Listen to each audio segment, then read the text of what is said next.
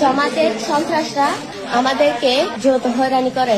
ছোট বোনদেরকে আমাদের মাদ্রাসা সুপার নুরুল হাকিমে যৌন হেনস্থায় করছে, তাই আমরা প্রতিবাদ করছি। আমাদেরকে বাইশারি বাজারে জামাতের মানুষ ওরা আমাদের থেকে ব্যানার কেড়ে নিছে, আবার আমাদেরকে আঘাত করছে লাঠি নিয়ে।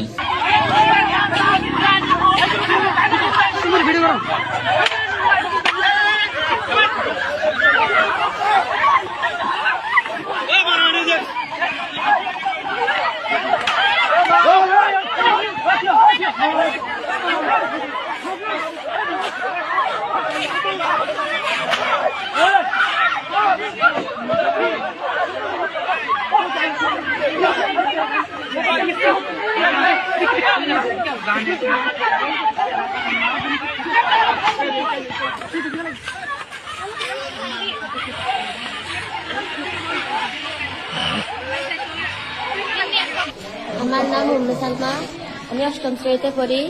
আমার রোল 14। বাইশারি শাহমুদ্দিন দাখিল মাদ্রাসার সুপার নুরুল হাকিম আমাদেরকে, আমার বড় ভাই বোন ও ছোট বোনদেরকে, বান্ধবীদেরকে যৌথ হয়রানি করে। আমরা শান্তিপূর্ণ একটি আন্দোলনে নামছিলাম।